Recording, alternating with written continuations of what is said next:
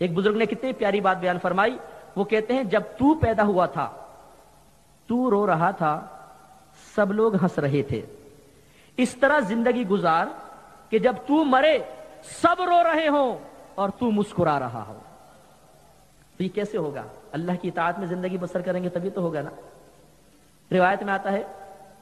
کہ ایک نوجوان ایک دریا کے کنارے جا رہا تھا، نبی نے ارشاد فرمایا، ملک الموت علیہ السلام اس کے پاس تشریف لے آئے، کہا کہ اے نوجوان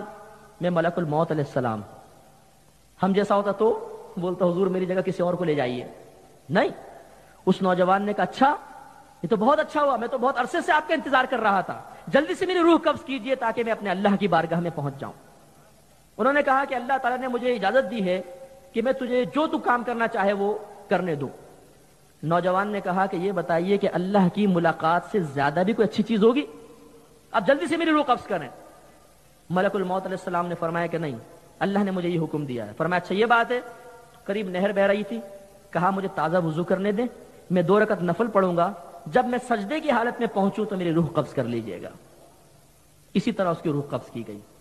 تو کاش ایسا ہم زندگی گزاریں کہ ملک الموت علیہ السلام ہمارے پاس بھی آ کر کہیں اے سچے عاشق رسول بتا کیسے مرنا چاہے گا،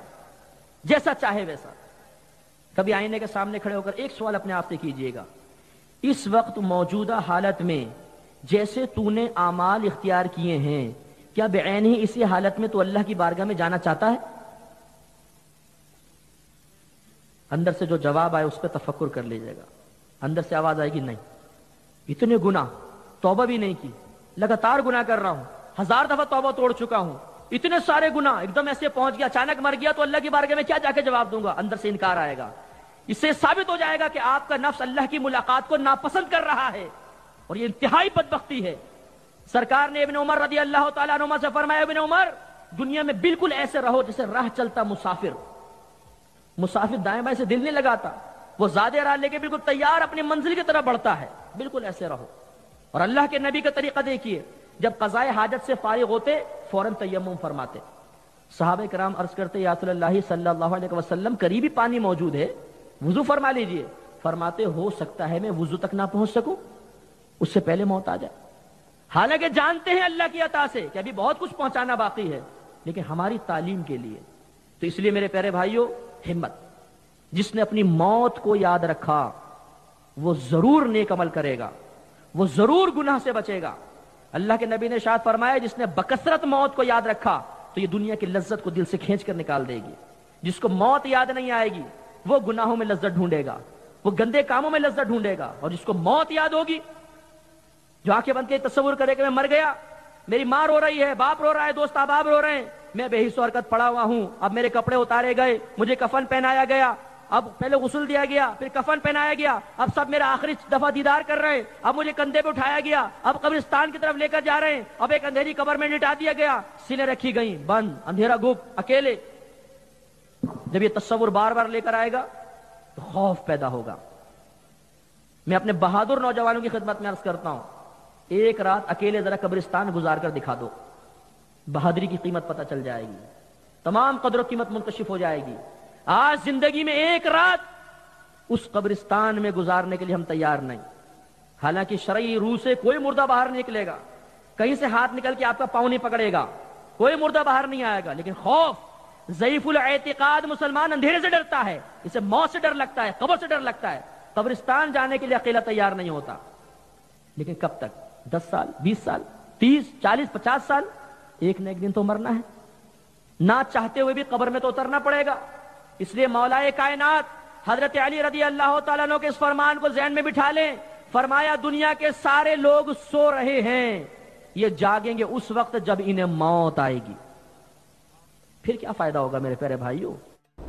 تو اب یہ جو مریض کی عیادت کے بارے میں تھا، اس پر ہم آتے ہیں، اس کی کچھ فضیلتیں دیکھیں۔ مسلم کی روایت حضرت ثعبان رضی اللہ تعالی عنہ سے مروی ہے کہ نبی کریم صلی اللہ علیہ وسلم نے ارشاد فرمایا کہ مسلمان جب اپنے مسلمان بھائی کی عیادت کرتا ہے تو واپس آنے تک وہ جنت کے تازہ پھلوں کے چننے میں مصروف رہتا ہے،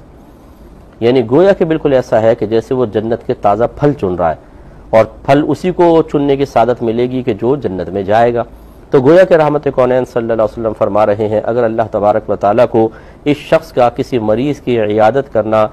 پسند آ جاتا ہے یا اللہ تعالیٰ اس سے راضی ہو جاتا ہے تو اس کے لیے جنت کے راستے آسان ہو جاتے ہیں۔ حضرت علی رضی اللہ تعالیٰ عنہ سے روایت ہے کہ میں نے رسول اللہ صلی اللہ علیہ وسلم کو فرماتے ہوئے سنا کہ جو مسلمان کسی مسلمان کی صبح کے وقت عیادت کرتا ہے تو شام تک 70,000 فرشتے اس کے لیے دعائے خیر کرتے رہتے ہیں،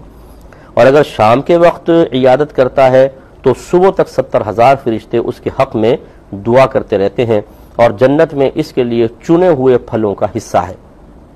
یعنی چنے ہوئے سے مراد منتخب پھل، بہترین قسم کے پھلوں کا حصہ ہے۔ ترمذی کی روایت ہے۔ اس کا مطلب یہ ہوا کہ یہ عمل یعنی مریض کی عیادت کرنا ہمیں جنت تک لے جا سکتا ہے، ہماری بخشش و مغفرت کا سبب بن سکتا ہے۔ فرشتے یعنی 70,000 فرشتے آپ اندازہ کریں صبح و شام ہمارے لیے دعائے مغفرت کریں گے۔ اور اس میں بعض اکابرین نے فرمایا کہ گرمیوں میں صبح میں عیادت کریں اور سردیوں میں بہتر ہے کہ رات میں عیادت کریں۔ وجہ یہ کہ گرمیوں میں دن لمبے ہوتے ہیں اور سردیوں میں راتیں لمبی ہوتی ہیں، تو اگر آپ دن کے اول حصے میں جا کے عیادت کرتے ہیں اور گرمی کے دن ہیں تو دن طویل ہے، تو 70,000 فرشتے کتنی زیادہ دعا کریں گے۔ ایسے اگر رات میں سردیوں میں جاتے ہیں تو پھر رات میں فرشتے دعائے بخشش و مغفرت کریں گے، اور وہ طویل رات ہوگی تو زیادہ سے زیادہ ہمارے لیے دعائے خیر ہوگی۔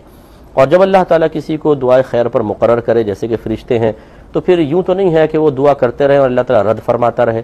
ان کو تو دعا کے لیے کہا ہی اس لیے ہے گویا کہ اللہ تعالیٰ نے کہ اس کو قبول فرمانا ہے، تو ہمارے حق میں وہ دعائیں قبول ہوں گی، تو کس قدر ہمیں فضیلتیں اور برکتیں حاصل ہوں گی۔ اس لیے مریض کی عیادت کرنا بہت ہی اچھا ہے، ہمیں جانا چاہیے اور اس ثواب کو حاصل کرنے کی کوشش کرنی چاہیے۔ ضمن ایک بات عرض کر دیتا ہوں کہ جس طرح جمعے کے خطبے کا احترام کرنا ہوتا ہے، اسی طرح خطبہ نکاح کا بھی احترام کرنا ہے۔ فقہاء نے واضح طور پہ لکھا کہ خطبے اگرچہ نبی کریم صلی اللہ علیہ وسلم نے اس کو یہاں پر جمعے کے دن کے ساتھ مقید کیا، لیکن جو نکاح کا خطبہ ہوتا ہے اس کا بھی ویسے ہی احترام ہوتا ہے، اسے بھی خاموشی سے سننا واجب ہے۔ اب ہمارے ہاں جمعے میں تو پھر بھی کچھ لوگ انسان بن جاتے ہیں، اگرچہ میں نے بہت سی مساجد میں دیکھا ہے کہ جمعے کے دن بھی باتیں چل رہی ہیں، امام خطبہ دے رہا ہے، لوگ آ رہے ہیں تو پھر وہ گیٹ پہ کھڑے ہو کے باتیں کرنے لگ گئے، صحن میں باتیں کر رہے ہیں، وہ سمجھتے ہیں کہ جا کر بیٹھ جائیں گے تو کچھ پابندی لازم ہوگی، حالانکہ جس کے کان میں مسجد میں آواز آ رہی ہے وہ جس مقام پر بھی ہو کم از کم خاموشی سے اس کو سماعت فرمائے۔ لیکن جب خطبہ نکاح ہوتا ہے اس میں تو علامان والحفیظ کہ وہاں پہ اکثر مائک کا اہتمام نہیں ہوتا کہ سب کو ہوشیار کر دیا جائے کہ بھئی خاموش ہو جاؤ اب خطبہ شروع ہونے والا ہے، لیکن ایسا تو ہوتا ہی نہیں، اور اگر کہیں ہوتا بھی ہے تو خصوصاً ہماری خواتین، مرد تو شاید پھر بھی متوجہ ہو جائیں کیونکہ عموماً مردوں کی سائڈ پر نکاح ہو رہا ہوتا ہے، حجاب و قبول کروا رہے ہوتے ہیں، لیکن یہ عورتیں خاموش ہونے کے لیے بالکل تیار نہیں ہوتی، یہ آپس میں چیچی چیچی چیچی کرتی رہتی ہیں، باتیں کرتی رہتی ہیں، شور شرابہ ہوتا ہے، اور اسی طرح بچے تو گھر میں قابو میں نہیں آتے، شادی ہال میں کیا قابو میں آئیں گے، وہ بھاگے دوڑے پھر رہے ہوتے ہیں، تو عجیب و غریب منظر ہوتا ہے کہ ایک اسلامی، میں اس کو عبادت کہوں گا کہ اسلامی حکم پر عمل پیرا ہونے کی ایک صورت قائم کی جاتی ہے، ادب اور احترام کا تقاضا ہوتا ہے، مطلوب شرع ہوتا ہے کہ سب خاموشی سے اس کو سنیں، لیکن ہم خود اپنے عمل سے شرعی احکام کا گویا کہ ایک طریقے سے مذاق سا اڑا رہے ہوتے ہیں، اور کوئی اس کی پرواہ نہیں ہوتی، کوئی قدر و قیمت ہماری نگاہوں میں نظر نہیں آتی ہے۔ اس لیے میں گزارش کرتا ہوں آپ سب سے کہ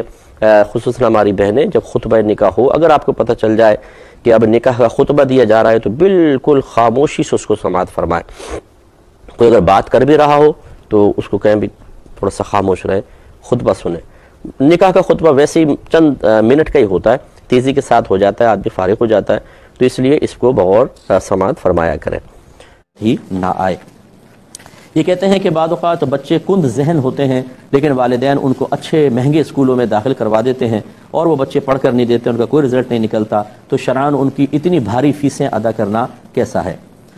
دیکھیں بچے کند ذہن بعض اوقات نہیں ہوتے ہیں، بچوں کو گھر میں ماحول نہیں ملتا ہے، لاڈ پیار میں بگاڑا ہوتا ہے، جس اسکول میں آپ نے داخل کروایا وہاں پہ انفرادی توجہ نہیں ملتی ہے، ٹیوشن جہاں پہ آپ نے بھیجا ہے ٹیوشن سینٹر میں یا گھر پہ ٹیوٹر آتا ہے وہ بعض اوقات اچھے انداز سے نہیں پڑھا رہا ہوتا، ورنہ بچوں کے ذہن تو بہت اچھے چلتے ہیں۔ تو اس لیے مطلب یہ کوئی کنفرم نہیں ہے، اگر بچہ فرض کر لیں آپ کو کن ذہن محسوس ہو رہا ہے تو حقیقتاً بھی کن ذہن ہو اور پھر وہ ان کی فیسز کی ادائیگی کو ناجائز قرار دیا جائے تو بالکل دے سکتے ہیں۔ ماں باپ کی خواہش یہی ہوتی ہے کہ ہمارے بچے اچھے اسکولوں میں پڑھ کر اچھے انداز سے تعلیم کو مکمل کریں تو آگے پھر نوکری کے چانسز اور ان کے فیوچر پروٹیکشن کا اہتمام ہو سکے گا، تو اس کو کوئی ناجائز نہیں کہہ سکتے ہیں۔ ہاں اگر بچہ پڑھ کر ہی نہیں دے رہا ہے، مسلسل فیل ہو رہا ہے، وہ مطلب بالکل اس کی توجہ نہیں ہے، تو پھر یہ کہ آپ یہ کر سکتے ہیں کہ ان کو تھوڑا سا ہلکے اسکول میں داخل کروا دیں اور کسی بزنس لائن کی طرف لے کر آ جائیں بچوں کو تھوڑا سا پڑھا کر، تو یہ کہ الگ بات ہے۔ لیکن بہرحال اس کو مطلقاً منع نہیں کیا کہا جا سکتا، کیونکہ بچے عمومی طور پر ذہین ہی ہوتے ہیں، ہم ان کے ساتھ صحیح رویہ اختیار نہیں کر رہے ہوتے یا ان کو صحیح ماحول پرووائڈ نہیں کر رہے ہوتے۔ ان تمام چیزوں پہ اچھی طرح توجہ کرنی چاہیے۔